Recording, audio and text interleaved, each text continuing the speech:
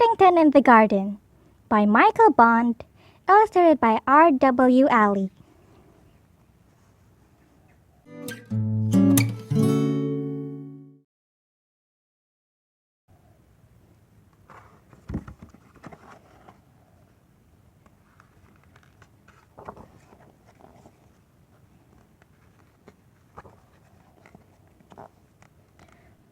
One morning, Paddington went out into the garden and began making a list of all the nice things he could think of about being a bear and living with the Browns.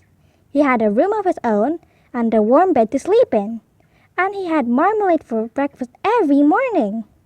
In darkest Peru, he had only been allowed it on Sundays. The list was soon so long he had nearly run out of paper before he realized he had left out one of the nicest things of all. The garden itself. Paddington liked the Browns' garden. Apart from the occasional noise from a nearby building site, it was so quiet and peaceful, it didn't seem like being in London at all. But nice gardens don't just happen. They usually require a lot of hard work. And the one at number 32 Windsor Gardens was no exception. Mr. Brown had to mow the lawn twice a week, and Mrs. Brown was kept busy weeding the flower beds. There was always something to do. Even Mrs. Bird lent a hand whenever she had a spare moment.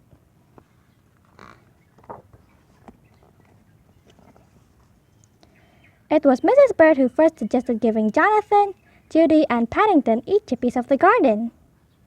"It will keep certain birds out of mischief," she said meaningly. "And it will be fun for Jonathan and Judy as well." Mr. Brown agreed it was a very good idea, and he marked out 3 plots at the far end of the lawn. Paddington was most excited. "I don't suppose there are many bears who have their own garden," he exclaimed. Early the next morning, all 3 set to work. Judy decided to make a flower bed, and Jonathan had his eye on some old paving stones. Paddington didn't know what to do. In the past, he had often found that gardening was much harder than it looked, especially when you only had paws. In the end, armed with a jar of Mrs. Bird's homemade marmalade, he borrowed Mr. Brown's wheelbarrow and set off to look for ideas. His first stop was a stall in the market, where he bought a book called How to Plant Your Garden by Lionel Trugg. It came complete with a large packet of assorted seeds. And if the picture on the front cover was anything to go by, it was no wonder Mr. Trugg looked happy, for he seemed to do most of his planning while lying in a hammock. By the end of the book, without lifting a finger, he was surrounded by blooms. Paddington decided it was very good value indeed, especially when the owner of the stall gave him 2 pence change.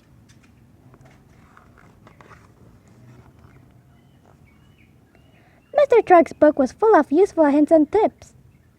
The first one suggested that before starting work, it was a good idea to close your eyes and try to picture what the garden would look like when it was finished. Having walked into a lamppost by mistake, Paddington decided to read another page or 2.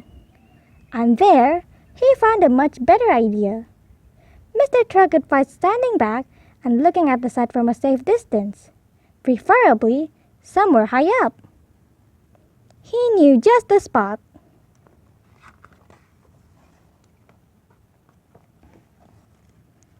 By the time Paddington reached the building site near the Browns' house, it was the middle of the morning, and the men were all at their tea break.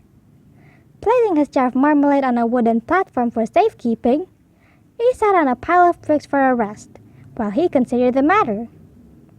There was no one about, and there was a ladder nearby.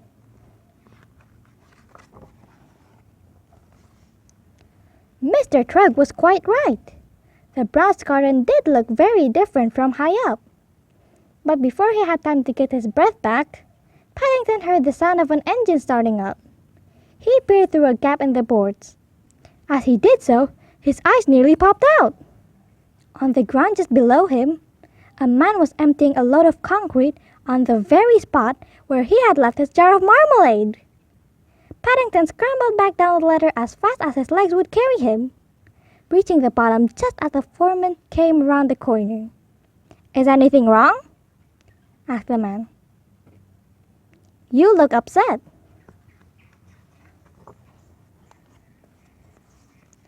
"My jar's been buried!" exclaimed Paddington hotly, pointing to the pile of concrete. "It had some of Mrs. Bird's best golden chunks in it, too." "I won't ask how your jar got there," said the foreman, turning to Paddington as his men set to work clearing the concrete into small piles. "Or what you were doing up the ladder." "I'm glad of that," said Paddington, politely raising his hat.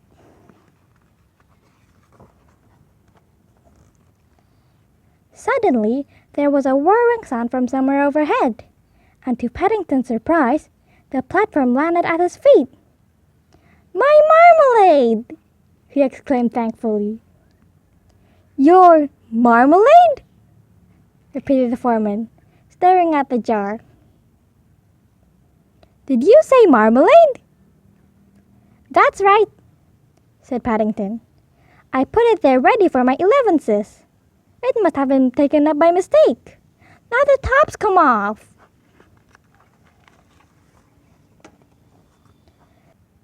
It was the foreman's turn to look as though he could hardly believe his eyes. "That's special quick-drying cement!" he wailed. "It's probably rock hard already, ruined by a bear's marmalade. No one will give me tuppence for it now." "I will," said Paddington eagerly. "I've had an idea."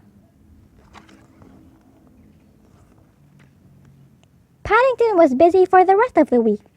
When the builders saw the rock garden he had made, they were most impressed, and the foreman even gave him some plans to finish it off until his seeds started to grow. "It's National Garden Day on Saturday," he said.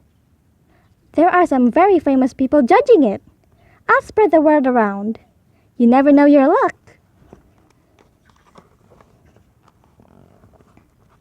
The foreman was as good as his word, and on Saturday, half the neighborhood turned up at number 32 Windsor Gardens to see the judges arrive. Paddington nearly fell over backwards with surprise when he discovered that no less a person than Mr. Lionel Trugg himself was leading the procession. "It's very good of you to get out of your hammock, Mr. Trugg," he exclaimed. Not at all," said Mr. Lionel Trugg. "My pleasure. I must say, I love your orange stones. Where did you find them?" "I didn't," said Paddington. "I think they found me, thanks to the builders."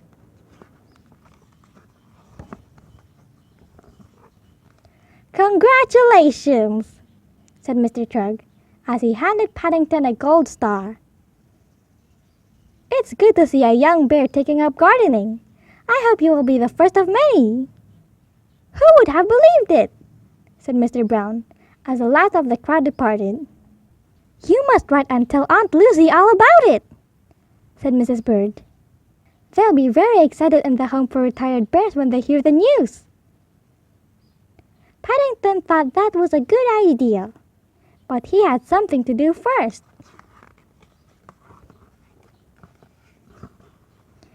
He wanted to add one more important item to his list of all the nice things there were about being a bear and living with the Browns. Having my own rock garden. Then he signed his name and added his special paw print, just to show that it was genuine. The end. Hi everybody! If you enjoyed this video, subscribe here for more. Bye!